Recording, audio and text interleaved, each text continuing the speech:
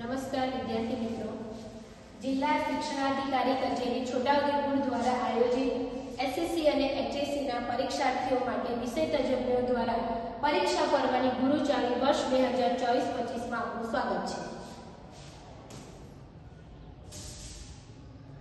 ધોરણ 12 સામાન્ય પ્રવાહ વિષયનામાના મૂળ તત્વો માટે હું શ્રીમતી કોમલબેન એમ પટેલ, સાર્વજનિક કન્યા વિદ્યાલય સંખેડાથી તમને આ વિષય અંગે માર્ગદર્શન આપવા જઈ રહી છું। આ વિડિયોમાં વિદ્યાર્થી મિત્રો હું તમને ધોરણ 12 નામાના મૂળ તત્વોની પેપર પદ્ધતિનું માળખું, ત્યારબાદ કયા પ્રકરણમાંથી કેટલી તૈયારી કરવી, ત્યાર પછી 100 માંથી 100 ગુણ કેવી રીતે મેળવવા અને માત્ર જો પાસ જ થવું છે તો કેવી રીતની તૈયારી કરવી એ અંગેનું માર્ગદર્શન હું તમને આપવા આપીશ। સૌપ્રથમ પરીક્ષા અંગેની પૂર્વ તૈયારી કરવા જો આપણે જઈ રહ્યા હોય ત્યારે સૌપ્રથમ હકારાત્મક વિચાર સાથે આપણે તૈયારી કરવી જોઈએ। એના માટેનો એક સુભાષિત છે વિદ્યાર્થી મિત્રો, ઉદ્યમે નહીં સિદ્ધ્યંતિ કાર્યાણીના મનોરથે નહીં સુપ્તસ્ય સિંહસ્ય પ્રવેશંતિ મુખે મૃગા। જંગલનો રાજા જે સિંહ છે એને પણ જો એનો જીવન નિર્વાહ કરવા માટે મહેનત કરીને એનો ખોરાક મેળવવો પડતો હોય ત્યારે વિદ્યાર્થી મિત્રો આપણે જો પરીક્ષામાં સફળ થવું છે તો એના માટે આપણે ઘણી તૈયારી સાચી દિશામાં કરવી પડે। તો સૌપ્રથમ તૈયારી કરવા માટે આપણે પહેલું વાંચનનું ટાઈમ ટેબલ બનાવવું। વાંચનના ટાઈમ ટેબલ પ્રમાણે તમારે દરરોજ 4 થી 5 કલાક વાંચવું જોઈએ। કેમ? તો હવે આપણે પરીક્ષાને માત્ર 2 માસ બાકી છે। એ 2 માસ દરમિયાન તમારે એક વિષય માટે માત્ર ને માત્ર હવે તૈયારી કરવા માટે 8 થી 9 દિવસ જ બાકી રહે છે। તો કઈ રીતે તૈયારી શરૂ કરવી?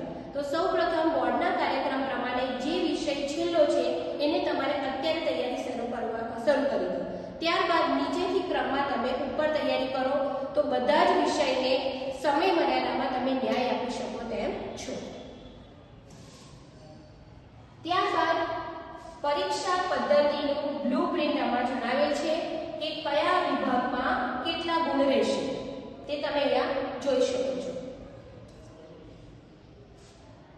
ત્યારબાદ વિદ્યાર્થી મિત્રો પ્રકરણ પ્રમાણે ગુણભાર છે કે આપણા જે ભાગ 1 ના 7 પ્રકરણ, ભાગ 2 ના 6 પ્રકરણ, એ 6 પ્રકરણ જનરલ વિકલ્પ વિના અને જનરલ વિકલ્પ સાથે કેટલા માર્ક્સમાં પૂછાશે તે અંગેનું અહીંયા ઘણી જણાવવામાં આવ્યું છે।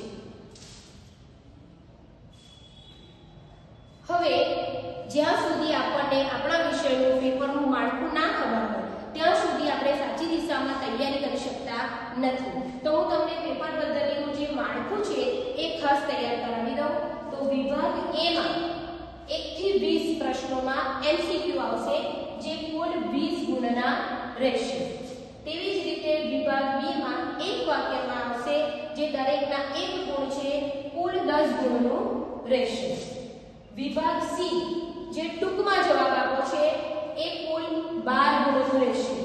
હવે તમારે કયા પ્રકરણમાંથી કેટલા દાખલા ગણવા એ અંગેની માહિતીને અહીંયા તમને દર્શાવી છે। વિદ્યાર્થી મિત્રો જે કૌંસમાં આપેલા આંકડા છે તે દાખલાની સંખ્યા દર્શાવે છે। તો હું તમને જણાવી દઉં ટૂંકમાં, તો ભાગ 1 માં પ્રકરણ 1 માંથી 1 દાખલો, પ્રકરણ 7 માંથી 2, પ્રકરણ 4 માંથી 1 ટૂંકો દાખલો પૂછાશે। તેવી જ રીતે ભાગ 2 માં પ્રકરણ 2 માંથી 2 દાખલા પૂછાશે। તમારે કુલ 6 માંથી 4 દાખલા જ ગણવાના રહેશે। ત્યારબાદ વિભાગ D એ પણ ટૂંકમાં જવાબ આપો છે, એના પણ કુલ 12 ગુણ રહેશે। તેમાં તમારે કયા પ્રકરણમાંથી કેટલા દાખલા ગણવા એ વિશેની માહિતી આપું તો ભાગ 1 માં પ્રકરણ જે 3 છે એમાં 2 દાખલા પૂછાશે।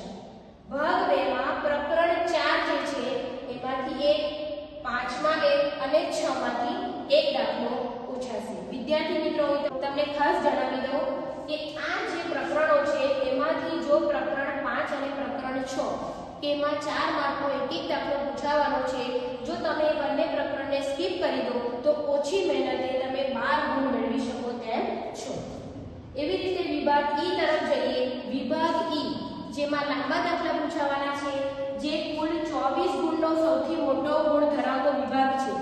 એ વિભાગની અંદર ભાગ 1 જે પ્રકરણ 5 છે એમાં 2 દાખલા, પ્રકરણ 6 એમાં 1 દાખલો, ભાગ 2 પ્રકરણ 1 2 દાખલા પૂછાશે.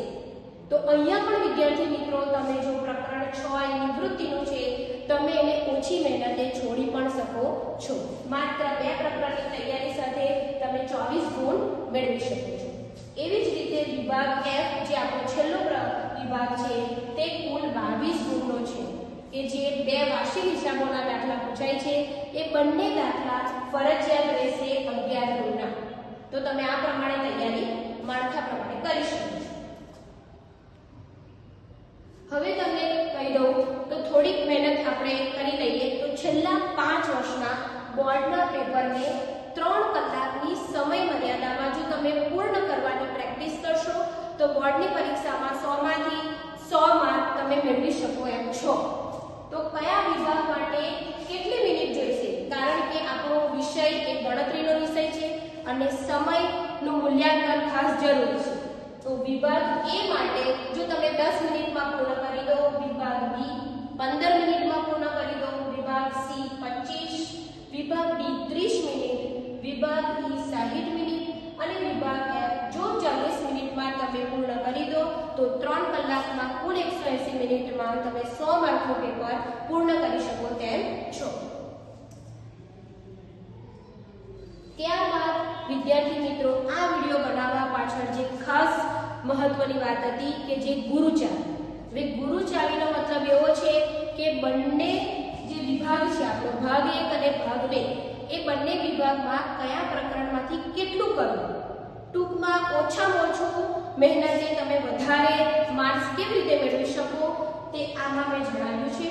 સૌપ્રથમ દરેક પ્રકરણની વાત કરું તો પ્રકરણ 1 જે છે એમાં માત્ર ને માત્ર ટૂંકા દાખલા જ ગણવાના. એ પણ તમને જણાવી દઉં કે કયા ટૂંકા દાખલા? તો માત્ર દાખલા નંબર 1 થી 11 જ ગણવાના. એટલા ઓછા દાખલા ગણવાથી તમે પૂરેપૂરા માર્ક્સ મેળવી શકો તેમ છો. તેવી જ રીતે પ્રકરણ 2 ભાગીદારીના વાર્ષિક હિસાબો. વિદ્યાર્થી મિત્રો વાર્ષિક હિસાબોમાં જૂના બોર્ડના પરીક્ષાના આપણે જોઈએ તો દરેક વખતે ઉદાહરણમાંથી જ દાખલા પૂછાય છે, એટલે તમે ઉદાહરણોને વધારે મહત્વ આપી શકો છો. ત્યારબાદ પ્રકરણ 3 જે પાવડીનું મૂલ્યાંકન, એમાં પણ કુલ 4 રીત છે વિદ્યાર્થી મિત્રો, પણ 4 છે એમાંથી તમે ખાસ કરીને 2 રીત, એક તો ભારી સરેરાશની પદ્ધતિ અને બીજી રહેશે અધિક નફાની પદ્ધતિ.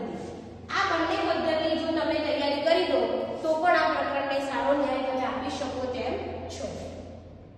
ત્યારબાદ પ્રકરણ 4 ભાગીદારીનું પુનર્ગઠન. હવે ભાગીદારીનું પુનર્ગઠન જે એમાં ટૂંકો દાખલો રહેશે, એમાં તમારે માત્ર ને માત્ર ત્યાગ અને લાભ એ બંને પદ્ધતિના દાખલા 4 થી 9 જ ગણવાના. તો આખા પ્રકરણની તૈયારી તમને થઈ જશે. ત્યારબાદ પ્રકરણ 5 ભાગીદારનો પ્રવેશ જે વિભાગ E માટે 8 માર્કના 2 દાખલા બોર્ડની પરીક્ષામાં પૂછાય તેમ છે.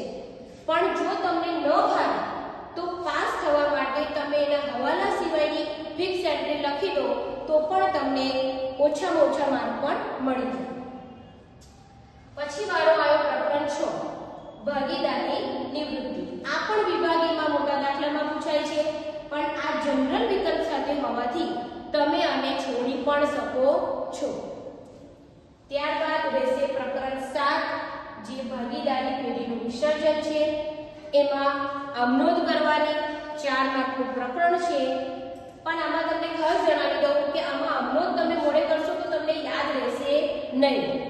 એના માટે તમારે માલ મિલકત નિકાલ ખાતાનો નમૂનો તૈયાર કરી દેવાનો. માત્ર માલ મિલકત ખાતાનો નમૂનો જો તમે તૈયાર કરશો તો એને આધારે તમે તમારી જાતે આપોઆપ આમનોંધ બનાવી શકશો. હવે આપણે જઈએ ભાગ 2 માં પ્રકરણ 1 શેર મૂડીના હિસાબો. આ પ્રકરણ વિભાગ E માં 8 માર્કનો દાખલો પૂછાશે, 2 દાખલા પૂછાશે, એટલે તમારા માટે આ બહુ જ આવશ્યક પ્રકરણ છે. પણ એમાં પણ હું તમને શોર્ટકટ રીત બતાવું કે કઈ 2 રીતથી તમે આખો 8 માર્કનો દાખલો ગણી શકો તેમ છે. તો રીત નંબર 1 જે છે શેર જપ્તી અને જપ્ત થયેલા શેર બહાર પાડવા. એના માટે તમે માત્ર 2 દાખલા ગણી લો, દાખલા નંબર 12 અને દાખલા નંબર 13. હજુ જો તમારે રીત નંબર 2 તરફ જવું હોય તો બધી જ આમનોંધ આવી જાય એવા દાખલા જે છે એ છે દાખલા નંબર 14 થી 20. માત્ર આટલી જ તૈયારીથી તમે 8 માર્ક આસાનીથી મેળવી શકો તેમ છો. ત્યારબાદ આપણે જઈએ પ્રકરણ 2 ડિબેન્ચરના હિસાબો કે જે 4 માર્કનો દાખલો પૂછાશે. એમાં હું તમને જણાવી દઉં તો આટલા જ દાખલા ગણવાના, માત્ર ટૂંકા. દાખલા નંબર 15 થી 18 અને દાખલા નંબર 25 28 સ્વાધ્યાયના જે તમારે તૈયાર કરવાના રહેશે. એના સિવાયના મોટા દાખલામાં ગણવાના નથી. પછી સૌથી અગત્યનું ચેપ્ટર પ્રકરણ 3 કંપનીના વાર્ષિક હિસાબો કે જે વિદ્યાર્થીને 100 માંથી 100 ગુણ મેળવવા છે અને જે વિદ્યાર્થીને માત્ર પાસ જ થવું છે. બંને પ્રકારના વિદ્યાર્થીઓ માટે બંને પ્રકારના વિદ્યાર્થી માટે અતિ આવશ્યક એટલા માટે છે કે બહુ જ ઓછી મહેનતે 11 ગુણ તમે મેળવી શકો છો. કેવી રીતે? તો માત્ર ને માત્ર તમારે એનો નમૂનો તૈયાર કરવાનો છે. નમૂનો તમે પરીક્ષામાં લખી દો અને જે રકમ તમે એમાં ઉતારી દો, પૂરેપૂરા 11 ગુણ મેળવવાની શક્યતામાં છે. એટલે બધા જ પ્રકારના વિદ્યાર્થીઓએ આ પ્રકરણ ખાસ જ તૈયાર કરવું. ત્યારબાદ પ્રકરણ 4 નાણાકીય પત્રકોનું વિશ્લેષણ. આ પ્રકરણ પણ આપણા એકાઉન્ટમાં સૌથી સરળમાં સરળ પ્રકરણ છે, જેની 2 રીત છે. પહેલી રીત તુલનાત્મક પત્રક અને બીજી છે સમાન માપની રીત. આ રીત બંને રીત સહેલી છે, આ તમે કરી દો તેમાંથી 4 ગુણ તમે મેળવી શકો છો. ત્યારબાદ પ્રકરણ 5 હિસાબની ગુણોત્તર અને વિશ્લેષણ. એના માત્ર તમારે સૂત્રો તૈયાર કરવાના છે. અને પ્રકરણ 6 જે રોકડ પ્રવાહ પત્રક છે એમાં પણ કુલ 3 રીત છે. કામગીરીનું પત્રક, રોકાણ અને નાણાકીય. ત્રણેયના પત્રકો તમારે તૈયાર કરવાના છે. પણ વિદ્યાર્થી મિત્રો ખાસ તમને જણાવી દઉં તો પ્રકરણ 5 અને પ્રકરણ 6 તમે ઓછી મહેનતે છોડી શકો છો. એટલા માટે કે વિભાગ ડી માં તમને પગડીવાળું જે પ્રકરણ છે એમાંથી 2 દાખલા પૂછાય છે. જો તમે એની ખાસ તૈયારી કરી શકતા હોય તો આ બંને પ્રકરણને તમે છોડી શકો છો. ત્યારબાદ જે વિદ્યાર્થીને 100 માંથી 100 ગુણ મેળવવા છે એના માટે કઈ એવી નાની નાની બાબત છે કે જેનાથી એનો એક પણ માર્ક કાપી શકાય નહીં. તો સૌપ્રથમ એ સ્વાધ્યાયના તો બધા જ દાખલા ગણશે, પણ ઉદાહરણ બધા જ પ્રકરણના તેને તૈયાર કરવાના રહેશે. ત્યારબાદ પેપર લખતી વખતે વિભાગ એ માં જવાબ સાથે ઓપ્શન પણ લખવાનું. તમને ઉદાહરણ તરીકે મેં અહીંયા બતાવ્યું છે. દાખલા તરીકે કોઈ એક વિકલ્પ આવશે બી અને મૂડી. તો તમે જેટલું મૂડી લખ્યું હશે તો પૂરેપૂરા માર્ક મળશે નહીં. એનો ઓપ્શન કયો છે? તો બી અને મૂડી. આમ બંને તમારે દર્શાવવાનું રહેશે. ત્યારબાદ તમે દરેક દાખલાના આખા મથાળા લખવા. એ પણ તમે કાળી પેનનો ઉપયોગ કરો. આખા મથાળા લખો અને ખાતાની ઉદાહરણ જમા બંને બાજુ દર્શાવો.